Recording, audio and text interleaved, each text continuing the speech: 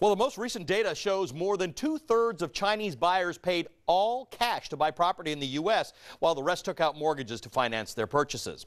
Let's look now at how investments by overseas investors plays out in American cities and communities that attract that foreign capital. Richard Florida is the founder of the advisory firm Creative Class Group, is the author of Who's Your City? How the Creative Economy is Making the Place Where You Live the Most Important Decision of Your Life. There's probably no greater expert on cities around. Richard, good to see you.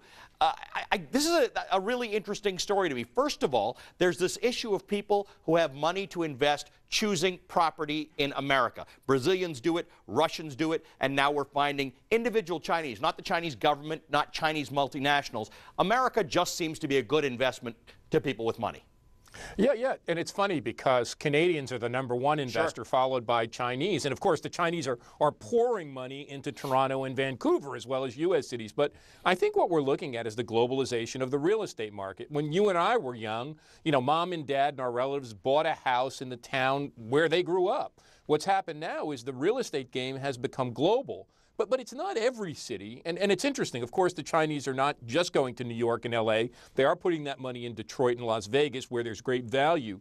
But it's a very small group of cities. What I like to say is the world isn't flat. The world is spiky. And when it comes to real estate investment, that investment from international buyers, foreign buyers in America, is going to New York, to L.A., if you're Latin American, less Asian, greater Miami, a little bit in San Francisco and a few other places, but it is very highly concentrated. The 6% figure was average. In some of these places, it's 25, 30, 40, 50% of all investment is international. But in most places across the United States, it's less than 3%. Well, you named a few cities, all right? You talked about New York, you talked about L.A., you talked about Miami, and then you talked about Toronto and Vancouver, all places where if you live in those places already and you try and buy property, you are in many cases competing with bidders from other places. So a whole lot of people who say this foreign money is bidding me out of the market. Beyond that, socioeconomically, good or bad for American cities to have all this foreign investment?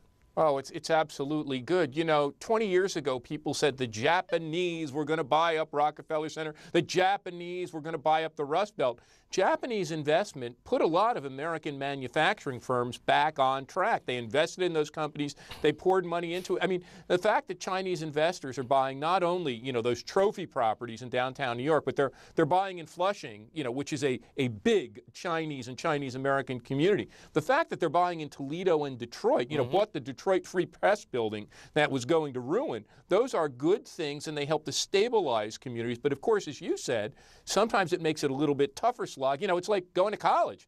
When I was going to college, I was competing against kids from my neighborhood. Right. Now you go to college, you're competing from kids from around the world. The same thing in these big spiky cities, these big major cities. If you want to buy a property in some of those great downtown neighborhoods, you are competing against investors from the world. But that money is making the city stronger, even though it may be making it more expensive for you, the consumer. You mentioned Toledo. This is a city that suffered a lot. It was a big manufacturing city. It's now less of a manufacturing city. There's a waterfront area that the Chinese bought. This is, Chinese bigger investors. These are not individual investors, bought in and hopefully will get developed over time. So double-edged sword. People worry about those prices going up, but it does put a floor on some of these depressed communities and gives some money to those places. And it's interesting where the money is going. It's going into the downtown locations of the big, great global cities, but it's going into waterfront areas. One of the things we found is there's a great demand for waterfront, whether it's waterfront housing or waterfront retail, almost all across the country. And if you can get a nice site,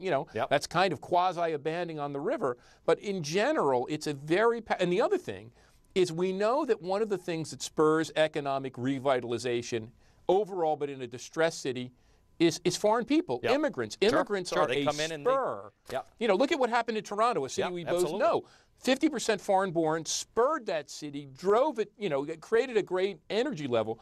The more foreign-born people, immigrants you have in a Detroit, a Cleveland, a Pittsburgh, the Toledo, the better that city's going to grow, the more entrepreneurial energy it's going to have. Always great to see you. Thank you so much. Richard Florida is a founder of Creative Class Group. Good to see you, Richard. Thank you, Hey, if you're a small retailer in America, the next week might be make or break for you. Coming up, I'm visiting the owner of a small toy shop in America's heartland about what she's doing to compete with the big chains. Coming up on Real Money.